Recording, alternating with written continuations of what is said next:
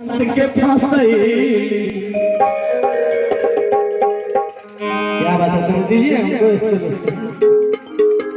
अरे की प्यार के जाल में सुशांत के फंसई,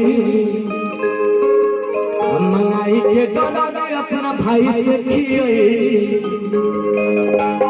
कि पहुंचे नहीं कोई है अब तक, कि पहुंचे नहीं कोई है अब तक, कि टाइम लागी खेल में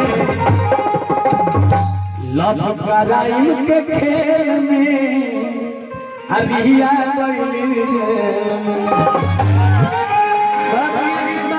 यूट्यूब पर सुने दोनों हाथ उठा के सब लोग पूरा गाना सुना, पूरा मुखड़ा गा के दोनों हाथ उठा के ताली से कैसे 1 2 3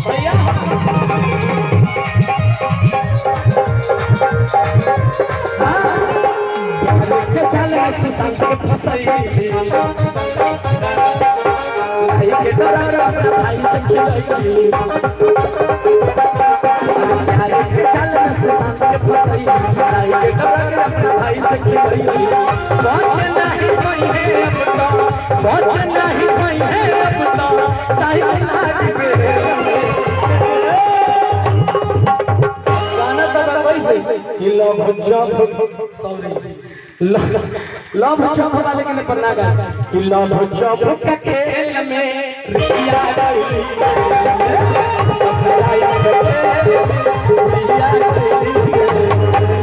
लव चौक के खेल में रिया गई। यूट्यूब पर सारा गाना बा सच में रिया गई जेल में भैया सिंह राठौर। यूट्यूब पर सारा हमने के खेती खरियानी हो जाला सब मिल जाए। आई एक देशभक्ति गीत हम पिछला साल गइले रहे, गीत खातिर काफी अवार्ड मिलल बा कि भैया हम नीचे से ऊपर फौजी के देश हम फौजी ना है, लेकिन दिल में देशभक्ति बा। हमर बुलेट में फौजी के हमरा दिल में वो देशभक्ति जज्बा रहला हमेशा।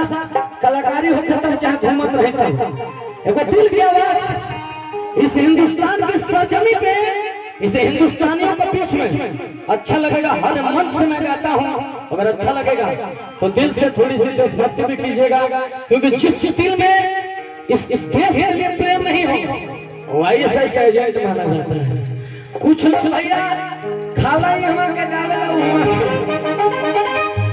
कुछ लोग खाला हिंदुस्तान के गावेला पाकिस्तान के, वो पाकिस्तान में उसके बेटा है वो लोग खातिर ये गीत में हम पहले वाले कैसे कहने आए गीत का माध्यम से। यूट्यूब पर सर्च करो हिंदुस्तान मेरी जान मेरा भारत है महान, सुनने को मिलेगा आपको। ये गीतों में काफी शेरो शायरी का गीत में आइए बस शेरो शायरी से आप लोग रूबरू करावा नहीं। ये गीत में हम पहले वाले भैया कि क्यों मरते हो रात के दुल्हन के लिए, मरना है तो मर मिटो अपने वतन के लिए। और सुनिएगा बहुत नौजवान लोग हैं और नौजवानों के सटीक बैठती है ये कि क्यों मरते हो एक रात के दुल्हन के लिए, मरना है तो मरो अपने वतन के लिए। और भैया अगर मर मिटोगे अपने वतन के लिए तो पूरा हिंदुस्तान में चंदा कटेगा तेरे वतन के लिए। एक और ही बात, लड़कियां भी दुपट्टा उतार देगी तेरे कफन के लिए, कुछ आशिकों के लिए किसी शायर ने कहा है। यही गीत में गौरी बात हम कहानी कि ना हमें तन चाहिए ना हमें धन चाहिए, बस अमन शांति से भरा हिंदुस्तान वतन चाहिए। हमने खोदा खोदी ना खोजनी, हम हिंदुस्तानी हैं और शांति के प्रेरणादायक हैं। जो सच्चा हिंदुस्तानी है बेवजह मार नहीं करता, लेकिन पाकिस्तान एक ऐसा देश है हिंदुस्तान के टुकड़ों को पलता है और हिंदुस्तान को ही खो देता है। जब खोदेला मोदी जी एक दोस्तों हमारे बाधा बाजार साफ हो जाएगा। कहानी कि ना हमें तन चाहिए ना हमें धन चाहिए, बस अमन शांति से भरा हिंदुस्तान वतन चाहिए। जब तक जिंदा रहूं इस भारत माता के लिए जीऊं और जब मरूं तो तिरंगे से लिपटा मेरा कफन। आई गीत के माध्यम से शुरू करो तनी और से शुरू करो।